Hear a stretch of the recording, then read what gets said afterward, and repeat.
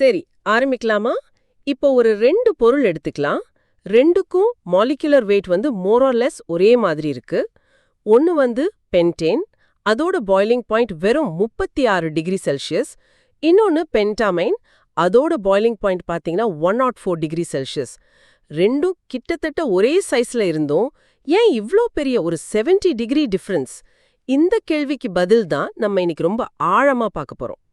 நம்ம இன்னைக்கு பார்க்க போறது உங்க நோட்ஸ்லேருந்து தான். யூனிட் 9 அமைன்ஸ்ல ஒரு முக்கியமான topic physical properties of amines. இத சரியா புரிஞ்சுக்கிட்டா ஒரு அமைன் எப்போ கேஸா இருக்கும், எப்போ லிக்விடா இருக்கும்னு நீங்களே ப்ரெடிக்ட் பண்ணலாம். அது தண்ணில கரையுமா கரையாதான்னு சொல்ல முடியும். அண்ட் ரொம்ப முக்கியமா அந்த வை, ஏன் அதோட ப்ராப்பர்ட்டிஸ் இப்படி இருக்குன்னு உங்களுக்கு நல்லா புரியும். கரெக்ட். அமைன்ஸோட பிசிக்கல் ப்ராப்பர்ட்டிஸ், அதாவது அதோட பாய்லிங் பாயிண்ட், தண்ணியில கரையிற தன்மை, அதாவது சால்யூபிலிட்டி, இது எல்லாமே ரெண்டே ரெண்டு கோர் விஷயத்தை பொறுத்து தான் இருக்கு. ஒன்று இன்டர்மாலிகுலர் ஃபோர்ஸஸ், அதுல ஸ்பெஷலா ஹைட்ரஜன் பாண்ட்ஸ். இன்னொன்னு molecular mass. Okay, intermolecular forces, அதாவது மாலிக்யூல்ஸ்க்கு நடுவுல இருக்கிற அட்ராக்ஷன், சரிதானே? அதை எப்படி சிம்பிளா புரிஞ்சுக்கிறது? இதுக்கு ஒரு நல்ல அனாலஜி இருக்கு. இமேஜின் பண்ணுங்க, அமைன்ஸ் எல்லாம் ஒரு ரூம்ல இருக்கிற ஆளுங்க மாதிரி. இப்போ நமக்கு டிஃப்ரெண்ட் டைப்ஸ் ஆஃப் அமைன்ஸ் இருக்கு இல்லையா? Primary, secondary and tertiary. இதுல பிரைமரி அமைன்ஸ், அதாவது 1 டிகிரி அமைன்ஸ் நினைச்சுக்கோங்க. இவங்க ரொம்ப சோஷியல்.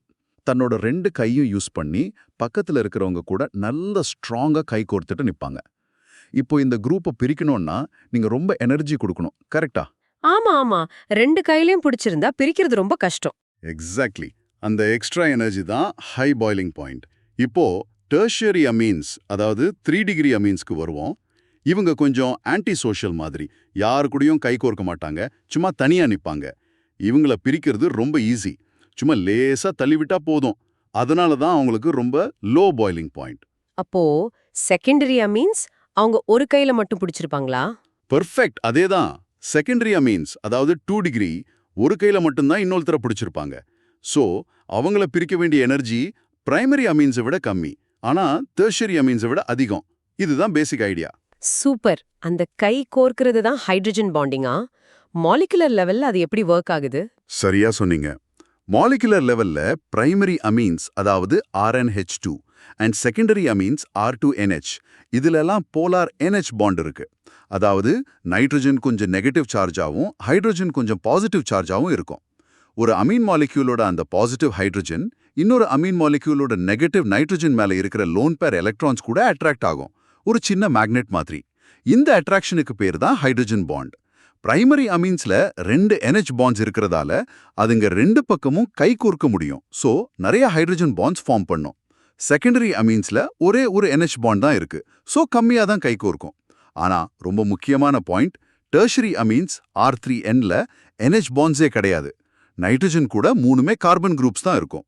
அதனால அவங்களால ஹைட்ரஜன் பாண்டை கொடுக்க முடியாது. அவங்க கிட்ட இருக்கிறது வீக் வாண்டர் வால்ஸ் ஃபோர்ஸஸ் மட்டும்தான். வெயிட், ஒரு நிமிஷம். இங்க எனக்கு ஒரு டவுட் வருது. நீங்க சொன்ன மாதிரி ஹைட்ரஜன் பாண்ட்ஸ் இவ்ளோ ஸ்ட்ராங்னா, அப்போ simplest amine methyl amine CH3NH2 அது ரூம் டெம்பரேச்சர்ல ஒரு கேஸா இருக்கே, அதோட பாய்லிங் பாயிண்ட் வெறும் -6 டிகிரிஸ் தான். அதுல ஹைட்ரஜன் பாண்ட் இருக்கு. ஆனா அதை விட பெரிய ஹைட்ரஜன் பாண்டே இல்லாத பென்டேன் ஒரு லிக்விடா இருக்கு. Boiling point 36 degree C. இது எப்படி? இது ஒரு முக்கியமான கேள்வி, அண்ட் இது ஒரு காமன் கன்ஃபியூஷன் பாயிண்ட் கூட. இதுக்கு பதில் சொல்லணும்னா நம்ம இன்னொரு ஃபோர்ஸ் பத்தியும் பேசணும். அதுதான் வாண்டர் வால்ஸ் ஃபோர்ஸஸ். இது எல்லா மாலிகூல்ஸ்க்கும் இருக்கும். ஒரு மாலிகூல் எவ்வளோ பெருசா இருக்கோ அவ்வளோ அதிகமா இந்த ஃபோர்ஸ் இருக்கும். ஓகே.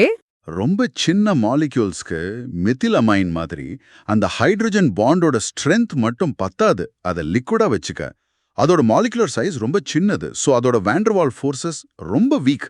ஆனால் பென்டேன் அது மித்திலமைனை விட பெரிய மாலிக்யூல். அதில் ஹைட்ரஜன் பாண்ட் இல்லைன்னாலும் கூட அதோட சைஸால கிரியேட் ஆகிற வாண்டர்வால்ஸ் ஃபோர்ஸஸ் மித்திலமைனோட டோட்டல் இன்டர்மாலிகுலர் ஃபோர்ஸை விட ஸ்ட்ராங்காக இருக்கு. அதனால தான் பென்டேன் மித்திலமைனை விட அதிகமான பாய்லிங் பாயிண்டோட லிக்விடா இருக்கு. ஓ, அப்போ இது ரெண்டோட காம்பினேஷன். சின்ன அமைன்ஸ்க்கு ஹைட்ரஜன் பாண்ட் இருந்தாலும் சைஸ் கம்மியா இருக்கிறதால ஓவரால் அட்ராக்ஷன் பத்தல. ஆனா அமைனோட கார்பன் செயின் நீளமாக ஆக ஹைட்ரஜன் பாண்டு கூட சேர்ந்து வாண்டர்வால்ஸ் ஃபோர்ஸஸும் அதிகமாகி அவங்கள ஸ்டேபிள் லிக்விட்ஸா மாத்துது. இப்ப புரியுது. எக்ஸாக்ட்லி. இந்த ரெண்டு ஃபோர்ஸோட பேலன்ஸ் தான் பாய்லிங் பாயிண்ட்டை டிசைட் பண்ணுது. அண்ட் இதுதான் உங்க எக்ஸாம்க்கு தேவையான ஆங்கர் டெஃபினிஷனையும் ஃபார்ம் பண்ணுது. Physical properties of amines, such as boiling point and solubility, depend on molecular mass and the capacity to form hydrogen bonds, with primary and secondary amines having higher boiling points and water solubility than tertiary amines of similar molecular weight. அந்த similar molecular wait part ரொம்ப முக்கியம் போல. ஆமா, ரொம்ப முக்கியம்.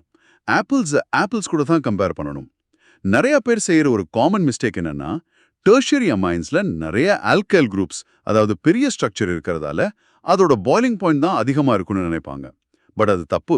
ஒரே சைஸ்ல இருக்கிற அமைன்ஸை கம்பேர் பண்ணும்போது ஹைட்ரஜன் பாண்டிங் இல்லாததால டெர்ஷியரி அமைனுக்கு தான் எப்போதுமே பாய்லிங் பாயிண்ட் கம்மியா இருக்கும். அந்த கை கோர்க்கிற அனாலஜி நல்லா இருக்கு. ஆனா என் மைண்ட்ல அது இன்னும் ஒரு பிக்சரா ஃபார்ம் ஆகல. வேற எப்படி யோசிக்கலாம்? ஒரு மென்டல் மூவி மாதிரி. ஷோர், கண்ணு மூடி இந்த சீனை இமேஜின் பண்ணுங்க. உங்க முன்னாடி 3 டிரான்ஸ்பேரண்ட் டெஸ்ட் டியூப்ஸ் இருக்கு. டெஸ்ட் டியூப் 1ல பிரைமரி அமீன்ஸ் இருக்கு. இந்த மாலிக்யூல்ஸ் எல்லாம் மல்டிபிள் ஸ்ட்ராங் ஸ்ப்ரிங்ஸால ஒன்னோட ஒன்னு கனெக்ட் ஆயிருக்கு. ரொம்ப டைட்டா ஒரு நெட்வொர்க் மாதிரி. இந்த ஸ்ப்ரிங்ஸ் தான் ஹைட்ரஜன் பாண்ட்ஸ். டெஸ்ட் டியூப் 2ல செகண்டரி அமீன்ஸ் இருக்கு. இங்க கொஞ்சம் ஸ்ப்ரிங்ஸ் தான் இருக்கு, மாலிக்யூல்ஸ் கனெக்ட் ஆகி தான் இருக்கு, ஆனா அந்த நெட்வொர்க் கொஞ்சம் லூஸா இருக்கு. டெஸ்ட் டியூப் 3ல டெர்ஷரி அமீன்ஸ் இருக்கு. இங்க ஸ்ப்ரிங்ஸே இல்ல. வீக் ரப்பர் பேண்ட்ஸால மட்டும் மாலிக்யூல்ஸ் அப்பப்போ கனெக்ட் ஆகி ரொம்ப லூஸா பேக் ஆகி இருக்கு. இந்த ரப்பர் பேண்ட்ஸ் தான் van der Waals forces. Okay, I can see it. 3 test tubes, springs and rubber bands. இப்போ நம்ம 3 டெஸ்ட் டியூபையும் ஒன்னா ஹீட் பண்றோம். எது ஃபர்ஸ்டா பாயில் ஆகும்? ஃபர்ஸ்ட் அந்த வீக் ரப்பர் பேண்ட்ஸ் அறுந்து போயிடும். ஸோ டெர்ஷியரி அமீன்ஸ் ஈஸியா பிரிஞ்சு கேஸா வெளியே போயிடும். அதாவது லோவஸ்ட் பாய்லிங் பாயிண்ட். கொஞ்ச நேரம் கழிச்சு அந்த லூஸா இருக்கிற ஸ்ப்ரிங்ஸ் பிரேக் ஆகும். அப்போ செகண்டரி அமீன்ஸ் பாயில் ஆகும். ஆனா கடைசியா ரொம்ப நேரம் ஹீட் பண்ணதுக்கு அப்புறம் தான் அந்த strong tight network of springs உள்ள பிரைமரி அமீன்ஸ் பிரேக் ஆகி பாயில் ஆகும். அவங்களுக்கு தான் ஹையஸ்ட் பாய்லிங் பாயிண்ட். வாவ், அந்த விஷுவல் ரொம்ப கிளியரா இருக்கு. Strong springs versus weak rubber bands, simple and effective.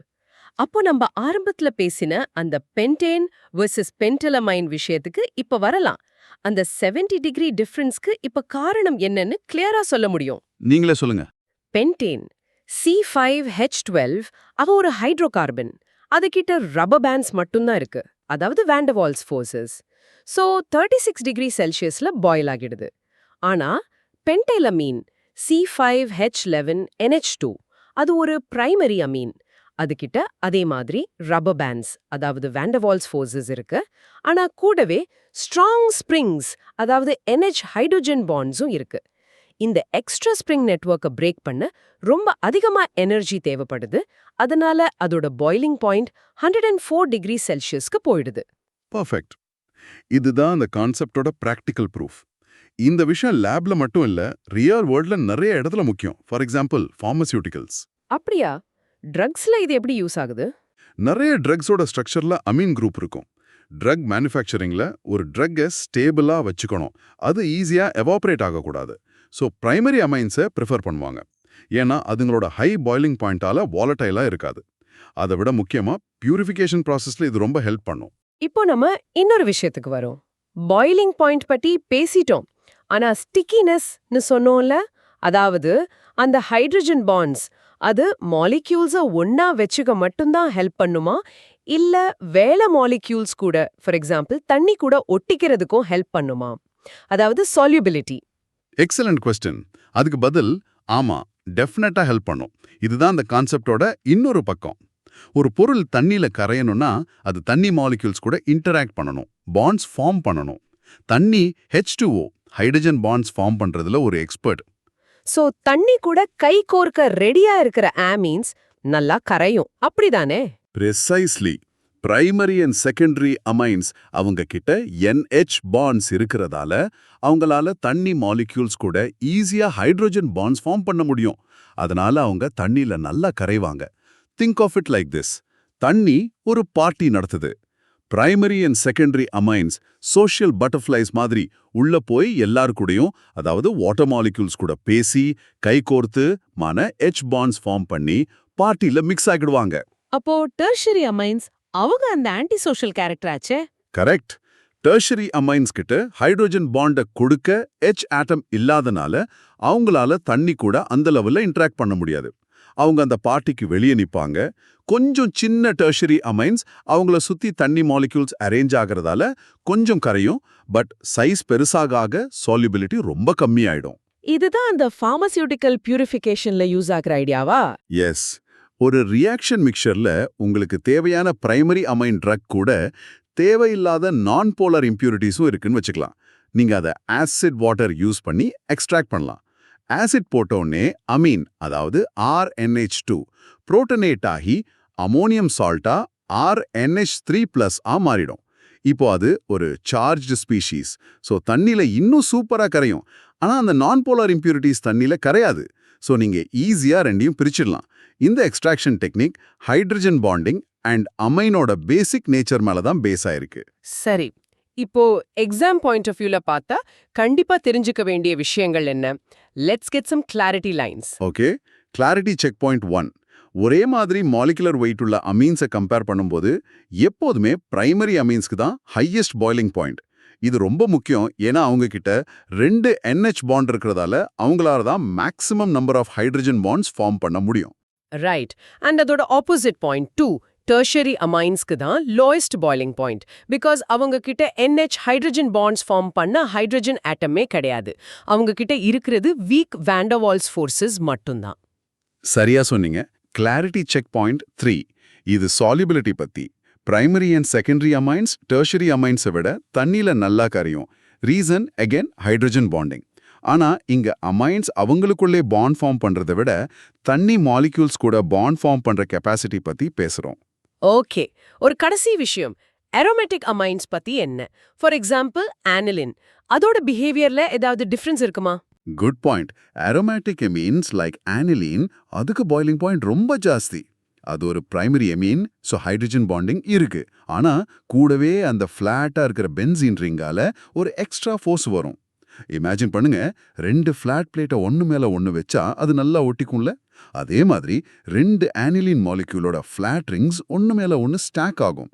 இதுக்கு பேரு தான் பை ஸ்டாக்கிங் இன்ட்ராக்ஷன்ஸ். இந்த எக்ஸ்ட்ரா அட்ராக்ஷன் பாய்லிங் பாயிண்ட்டை இன்னும் அதிகமாக்கும். ஸோ ஹைட்ரஜன் பாண்டிங் கூட சேர்ந்து இந்த ஸ்டாக்கிங் ஃபோர்ஸும் ஒர்க் ஆகுது. Make sense. ஓகே, நம்ம டிஸ்கஸ் பண்ண எல்லாத்தையும் சம்மரைஸ் பண்ணிடலாம். கண்டிப்பா.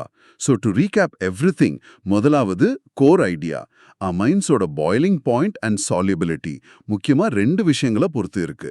Hydrogen bonding and molecular mass. 2வது கீ அனாலஜி, பிரைமரி அமைன்ஸ் 2 கைகோர்க்கும், so highest boiling point. Secondary ஒரு கைகோர்க்கும். ஆனா டெர்ஷரி அமைன்ஸ் கைகோர்க்காது, ஸோ லோவஸ்ட் பாய்லிங் பாயிண்ட். 3வது பவர்ஃபுல் எக்ஸாம்பிள், ஒரே சைஸ்ல இருந்தாலும் பென்டிலைன் 104 டிகிரி செல்சியஸ்ல பாயில் ஆகுது. ஆனா பென்டேன் 36 டிகிரி செல்சியஸ்ல பாயில் ஆகுது. காரணம் ஹைட்ரஜன் பாண்டிங். கடைசியா most critical rule for exams. For similar mass boiling point order எப்போதுமே பிரைமரி, செகண்டரி, டெர்ஷரி. அதே மாதிரி சால்யூபிலிட்டி ஆர்டரும் primary, approximately secondary, tertiary. Bonding எப்படி அதோட boiling point and solubility effect பண்ணுதுன்னு பார்த்தோம். மாலிக்யூல்ஸ் எப்படி ஒன்னோட ஒன்னு ஒட்டிக்குது, எப்படி தண்ணி கூட ஒட்டிக்குதுன்னு புரிஞ்சுக்கிட்டோம். இப்போ நீங்க யோசிக்க வேண்டிய ஒரு விஷயம், இந்த ஸ்டிக்கினஸ், அதாவது வாட்டர் மாலிக்யூல்ஸ் கூட இன்டராக்ட் பண்ற இந்த தன்மை அமீன்ஸோட கெமிக்கல் ரியாக்ஷன்ஸை எப்படி எஃபெக்ட் பண்ணும்? தண்ணி மாலிக்யூல்ஸ் ஒரு அமீனை சுத்தி ஒரு கவசம் மாதிரி ஃபார்ம் பண்ணியிருந்தா அந்த நைட்ரஜனோட லோன் பேர் ஒரு ரியாக்ஷன்ல பார்ட்டிசிபேட் பண்றதுக்கு அந்த கவசம் ஹெல்ப் பண்ணுமா இல்லனா தடுக்குமா? அதை யோசிச்சு பாருங்க.